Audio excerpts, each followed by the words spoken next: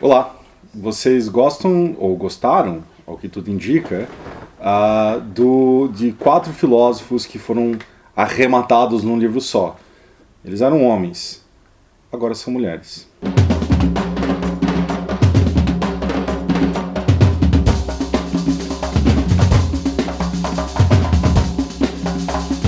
Então tá, o livro de hoje é As Visionárias, tá aqui.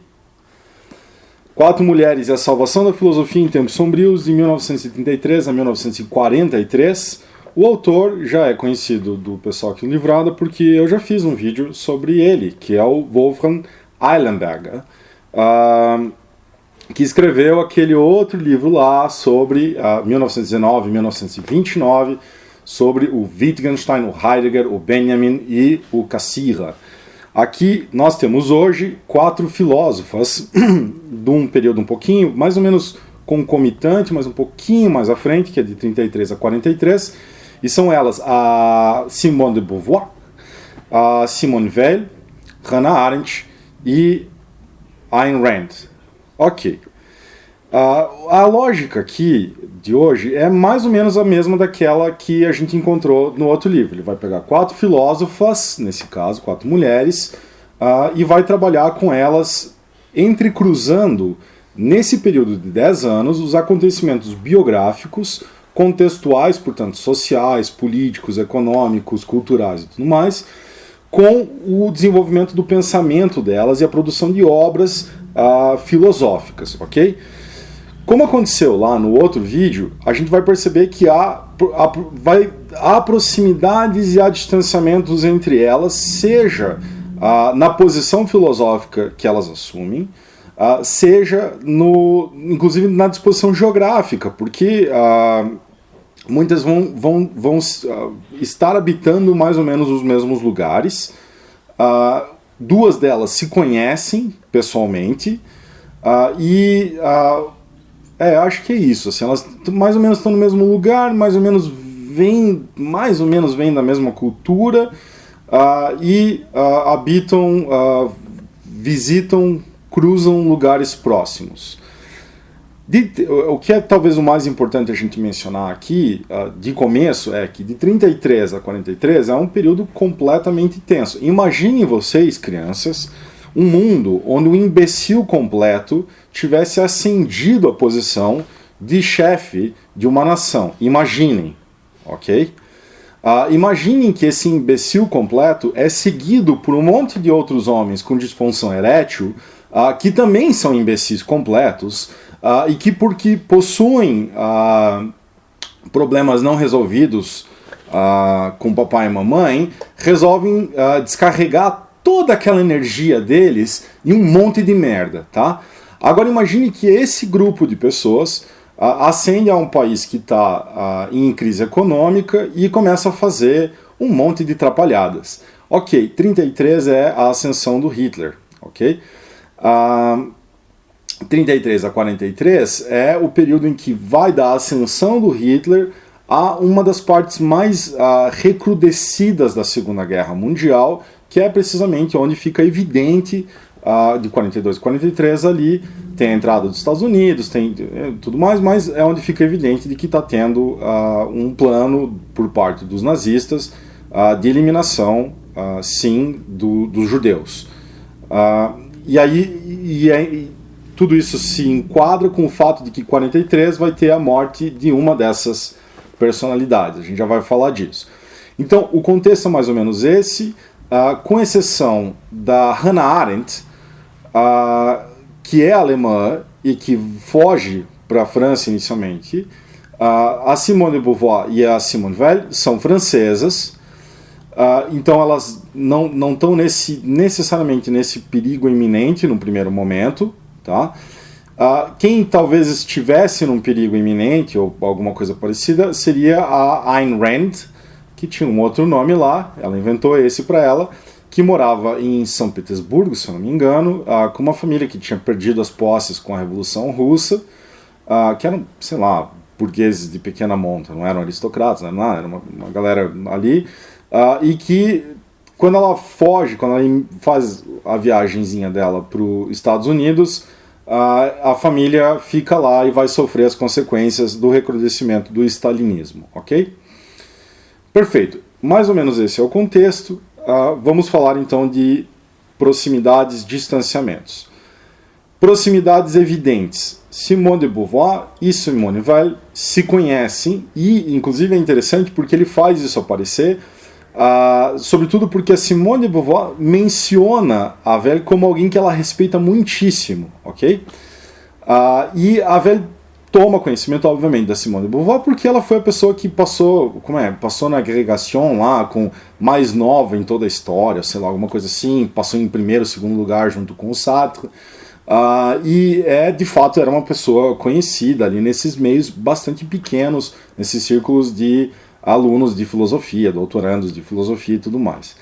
A Hannah Arendt não conhece necessariamente as outras e a Ayn Rand também não conhece necessariamente as outras. Então a gente tem duas francesas aqui que se conhecem, que habitam mais ou menos nos mesmos lugares, uma russa norte-americana e uma alemã, depois também migrada para os Estados Unidos, que não se conhecem. Em um determinado momento, lá no final, em 43, a Hannah Arendt e a Ayn Rand vão estar as duas mais ou menos no mesmo tempo morando em Nova York, porque a Ayn Rand tem um trânsito que ela está em Nova York, depois ela volta para Hollywood, nessa época, acho que é em 43, inclusive. Tá, ok, vamos lá. Pensamentos delas e por que isso, onde que elas estariam, onde que elas não estariam aqui de proximidade. Lá, quando a gente falou dos homens, havia talvez um entrecruzamento mais claro entre os quatro. O Heidegger vai numa conferência debater com o Cassirer, o Benjamin conhece ou troca coisas com o Cassirer e não gosta do Heidegger. O Heidegger também tem conhecimento do Benjamin, parece, e o Wittgenstein, embora seja o cara que seja, vamos dizer assim, meio que um outsider nesse mundo que é prioritariamente germânico, ele também ele é austríaco e ele é conhecido pelo respeito que ele tem do Círculo de Viena e por proximidades que vai haver com a filosofia do Heidegger, sobretudo. Então ali havia um núcleo mais bem fechado. Aqui, nesse caso, essas mulheres não necessariamente pertencem a um horizonte até acadêmico fechado, que lá estava mais evidente. Aqueles caras frequentavam mais ou menos as mesmas universidades, conheciam as mesmas pessoas, tinham os mesmos professores ou colegas e tudo mais. Aqui não é o caso, salvo para Simone de Beauvoir e a Weil. Dito isso, posições filosóficas, então, começam a também ter uma maior dificuldade de a gente pegar elas. O que o autor tenta fazer aqui ele tenta circunscrever meio que um problema comum entre as quatro, ok? Qual seria esse problema? Seria mais ou menos um horizonte ético do problema do eu, da identidade, de quem sou eu, em relação à disposição do mundo, à disposição dos outros e como que eu me posiciono filosófica e eticamente para não perder a minha identidade e, ao mesmo tempo, para compreender como que eu, o indivíduo, o sujeito, me relaciono com o mundo e como que eu vou agir no mundo efetivamente, eticamente, politicamente e tudo mais. Ok, isso daqui é um horizonte bastante amplo, porque, embora muitas vezes vá haver proximidades possíveis entre, por exemplo, a Weil e o interesse da Weil por retomar questões originárias do pensamento ocidental, então voltar na Ilíada, voltar no cristianismo e tudo mais, o que também vai executar a Hannah Arendt nessa mesma época. Hannah Arendt também tem uma importante leitura sobre o conceito de amor no Agostinho e tudo mais. Isso colocaria elas em mais ou menos uma proximidade. Ou então a pergunta de o que é ser isso, uma mulher, por exemplo, judia, ou uma mulher na cultura predominantemente masculina, machismo, que é esse eu, essa identidade, dentro de uma cultura que não foi criada para dar a identidade necessariamente a esse tipo de sujeito. Isso aqui você vai perceber tanto na Hannah Arendt, talvez não tão forte, mas na Velle vai aparecer também, e aí sobretudo na Simone de Beauvoir. Formações filosóficas. Há boas formações filosóficas para 3 delas, não é? A Hannah Arendt foi aluna, a gente sabe, do Heidegger, e teve uma boa formação. Ela era uma excelente estudante, ela era uma pessoa muito respeitada pelos colegas. Teve, né, a formação também com o Jaspers, com o Karl Jaspers. Como eu falei, a Simone de Beauvoir passou lá em primeiro, segundo lugar, mais nova e tudo mais, nos exames franceses. Era muito respeitada, muito admirada pelos colegas, inclusive pelo companheiro da vida dela, que é o Sartre. E a Simone Weil também é bastante admirada, também bastante respeitada, porque é uma pessoa que tem uma capacidade muito grande de reflexão num círculo que talvez não vá coincidir com o da Beauvoir. Depois elas se separam, né, as influências são diferentes e tudo mais, mas é evidente, é claro, nos textos citados, no pensamento citado, que há uma formação filosófica bastante consistente. Por que eu estou falando tudo isso? Porque me parece que 3 dessas pessoas são realmente filósofas e, quer dizer, todos os graus possíveis. Uma delas não é bem convincente, ok? Por exclusão, vocês já devem ter imaginado que é Ayn Rand, tá? Eu vou fazer o seguinte, eu vou agora falar de curiosidades, onde cruza com a vida pessoal delas, porque eu acho que isso é um fator interessante, e depois, no final, eu vou falar de por que a Ayn Rand parece estar deslocada aqui em vários sentidos. No traço pessoal, bom, como acontece lá no primeiro, a gente via assim, quem que é o mais louco dos caras? O Benjamin é um cara, sei lá, gosta de haxixe, tem interesse por prostituição, ou pelo fenômeno da prostituição, por prostitutas. O Wittgenstein é um cara completamente temperamental. O Heidegger teve casos, né, fora do casamento, e o Cassirer parecia um cara burguês. Aqui você tem a Simone de Beauvoir, por exemplo, a gente sabe disso, não é? O pessoal que tem interesse por isso sabe, tendo uma relação aberta, um relacionamento aberto, com o Sartre, que envolviam outras pessoas ali, 2 meninas e um cara, ou 2 caras, uma coisa assim, e eles entrecruzavam esses relacionamentos. Ela tinha também uma relação de cumplicidade muito grande com o Sartre, inclusive no final isso começa a ficar bastante evidente de que haveria coisas que o Sartre usou na filosofia dele, vamos dizer assim, que seriam chupadas, seriam tomadas da Simone de Beauvoir.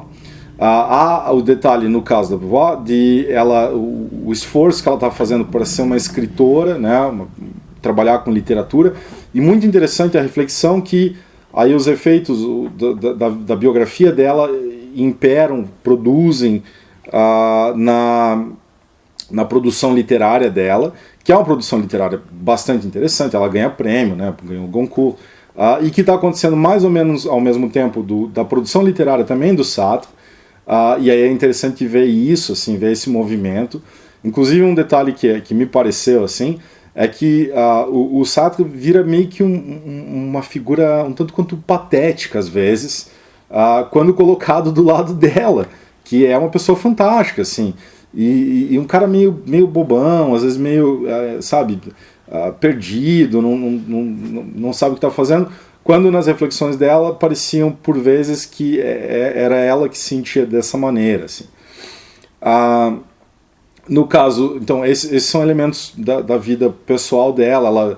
Enfim, a França é ocupada, ela tem problemas, ela perde lá, sofre, isso é mencionado brevemente, sofre um processo pela relação que ela estava tendo com uma dessas ex-alunas, que era uma dessas meninas ali, mas no fim, vamos dizer, 43 ali e tal, as coisas razoavelmente vão bem para ela, não é? Ela publicou, ela é uma autora publicada agora, uma romancista, é famosa, e aí começa a encaminhar para o que no final aparece, que é, ele menciona, isso é legal, um ensaio, um livrinho, né, da Beauvoir, que é Pirro e Cinés, que tem de fato uma ideia sobre o agir ético, sobre o agir humano, sobre a ação humana, que é bastante interessante e que me parece não foi suficientemente explorado na filosofia.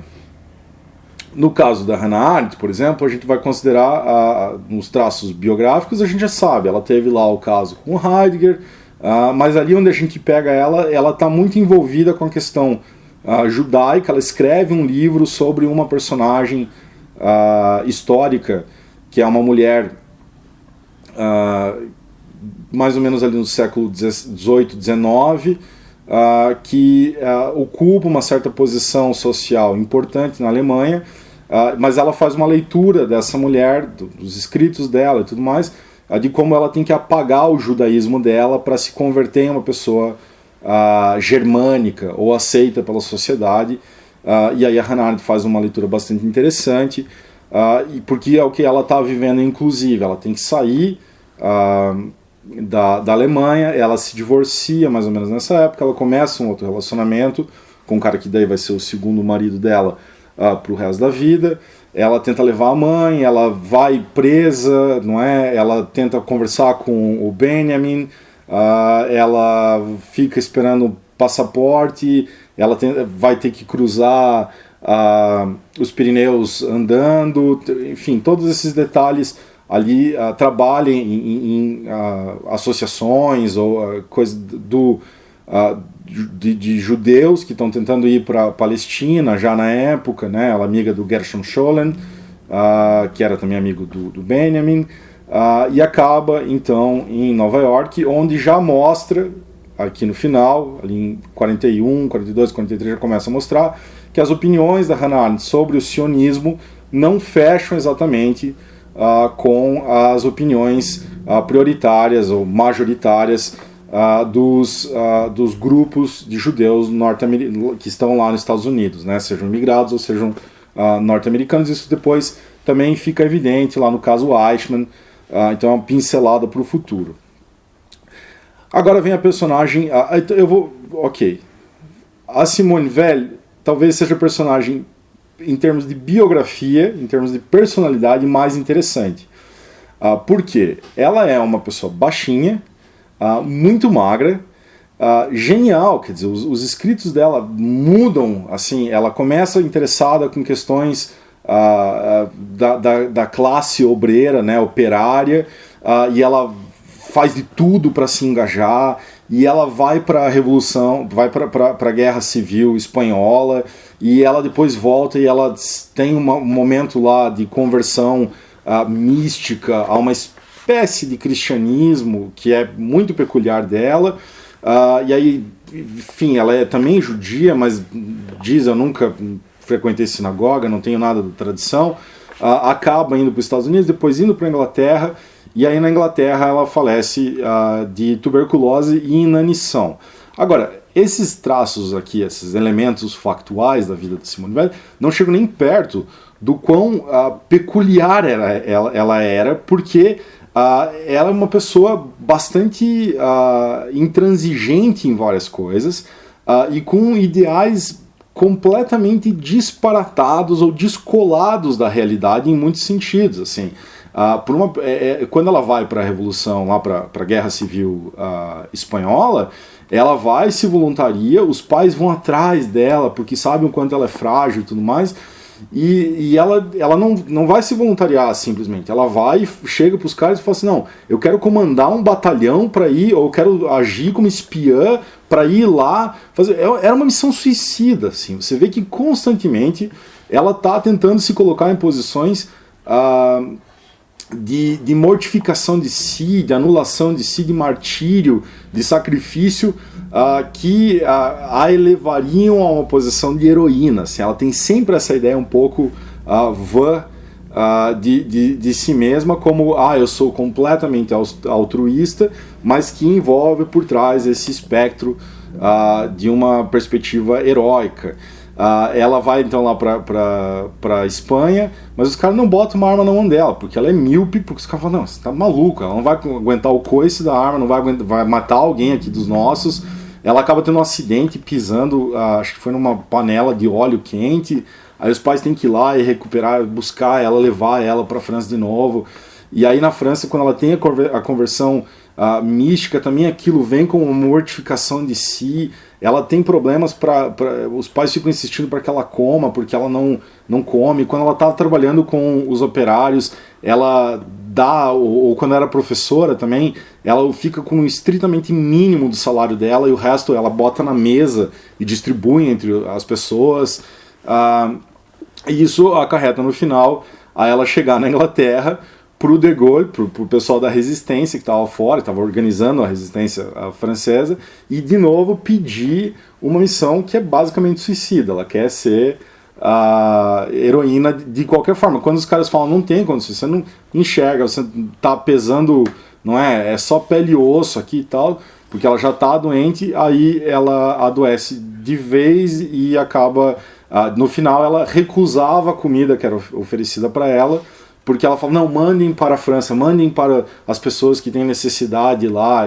Então você vê esse traço da personalidade dela, que também vai aparecer em muitos dos ensaios, e, diga-se de passagem, ensaios de uma produção completamente genial. Assim, embora ela altere posições de proximidade com o marxismo, o que quer que seja, ela entrevista o Trotsky, e ela peita o Trotsky, ela não só entrevista. E aí o Trotsky fica injuriado, e os pais dela tentando segurar. Quer dizer, é uma pessoa fantástica, assim, mas com esse elemento da mortificação de si, que é acompanhada, não é, por um heroísmo, assim, uma ideia de si também elevada. Talvez seja o problema aqui de você ter pais que acreditam, não é, no que você faz.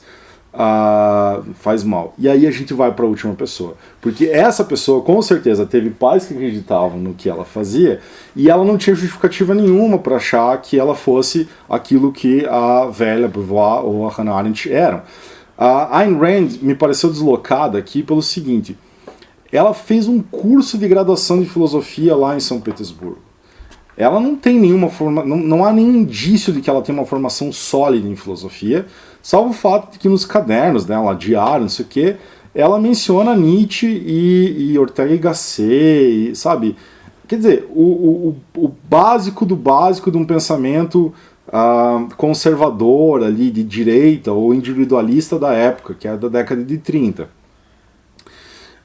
Ela não tem, mesmo depois, quando ela vai para os Estados Unidos, não há nenhum indício de que ela voltou a estudar, alguma coisa assim.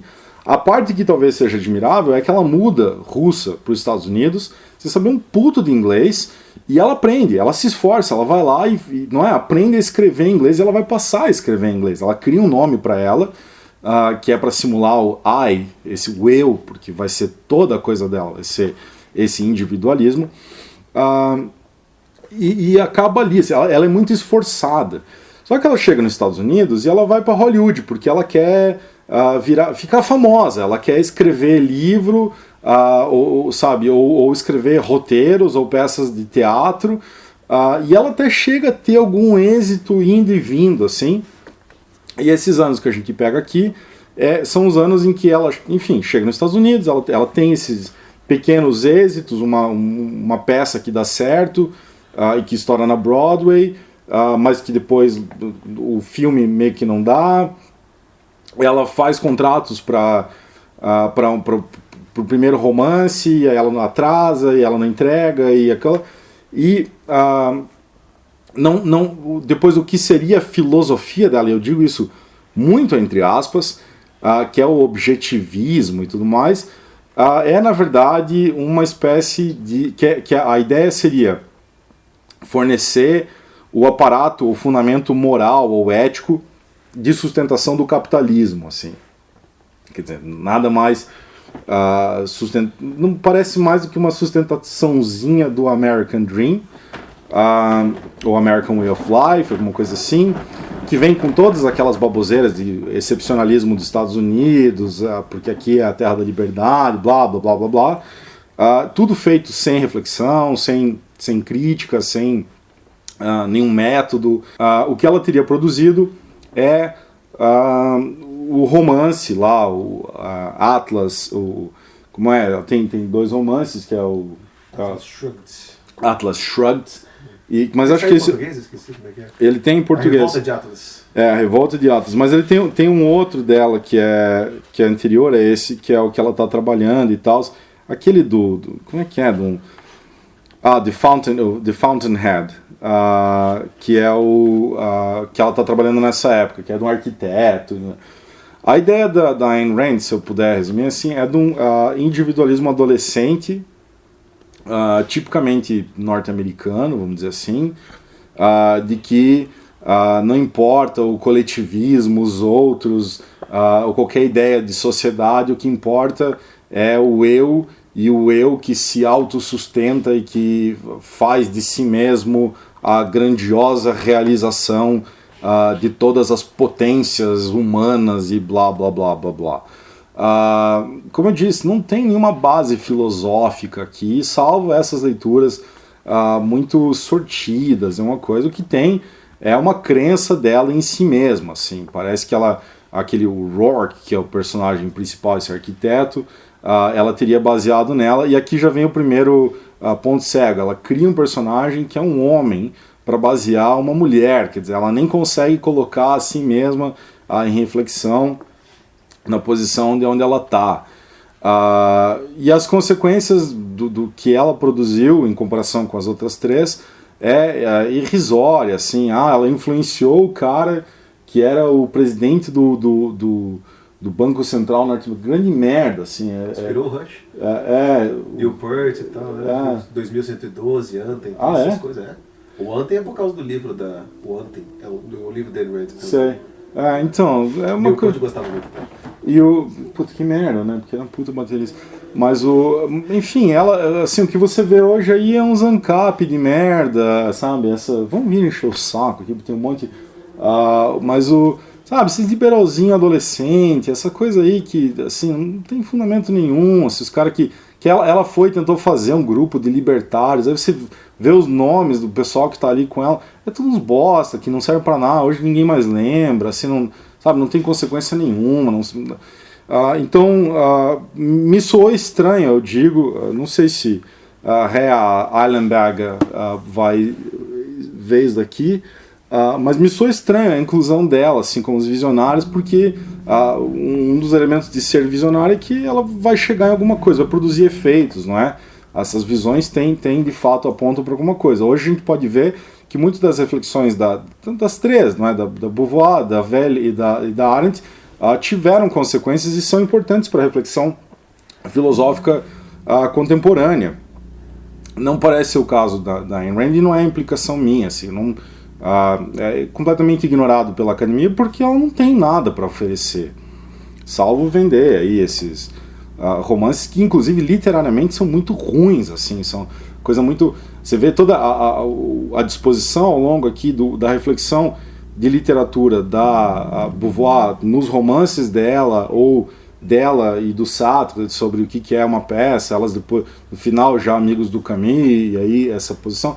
E você vê da Ayn Rand, quer dizer, ela estava escrevendo como se fosse um roteirinho de cinema hollywoodiano de merda, assim, aquela coisa mais...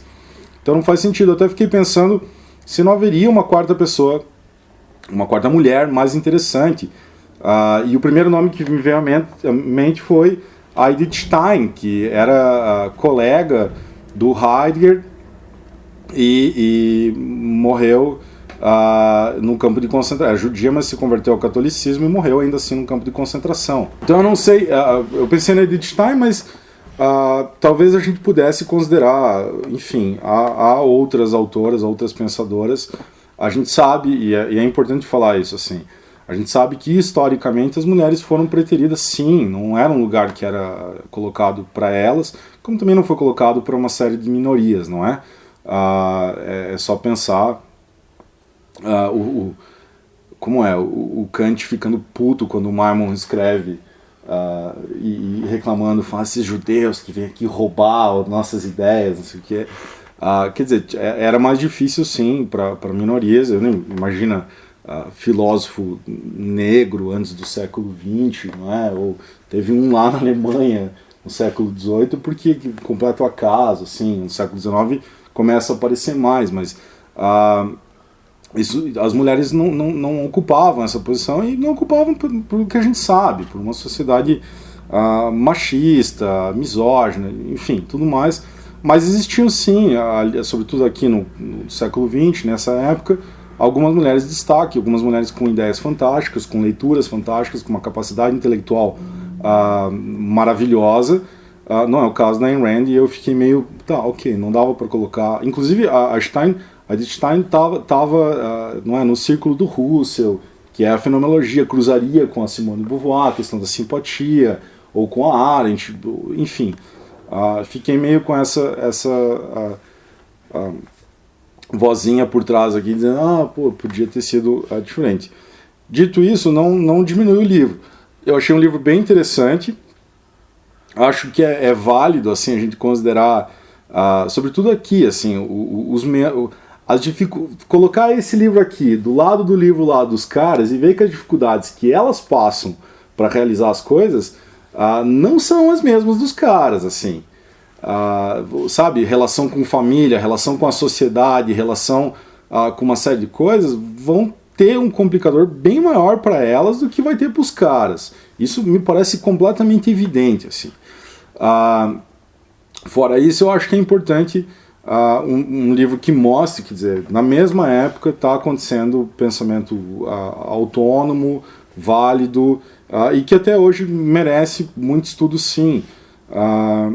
Então, quer dizer, talvez sirva como um impulso, inclusive eu espero, vamos lá, né, que sirva como um impulso para que meninas, mulheres se encorajem a fazer o que elas fizeram, né, menos essa daqui, as outras três, ok.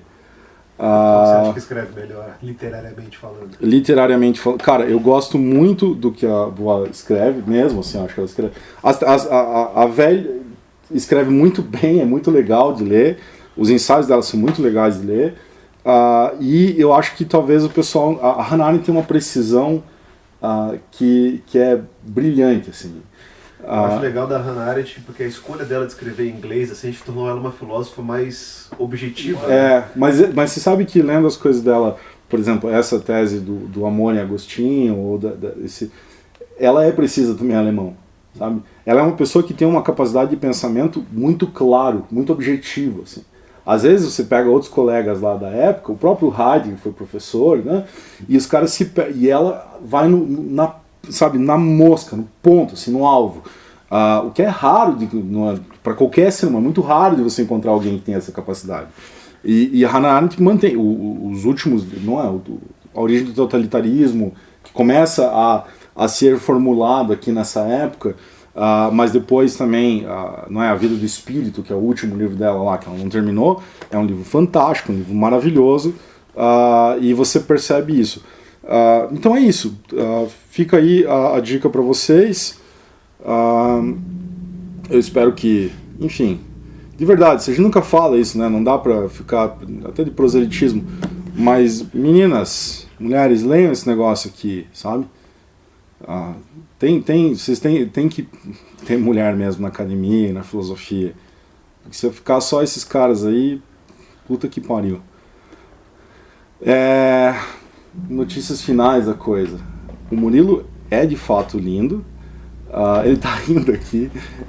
Teve democraticamente eleito o mais lindo. Eu sabia que isso ia acontecer. Eu quero voto impresso auditável para essa eu sabia que isso ia acontecer. Apoiem lá no Catarse. Eu sempre esqueço. Eu falo de dinheiro, eu esqueço. Apoiem lá no Catarse. Comentem aí. Enfim, vamos conversar. Valeu. Tchau.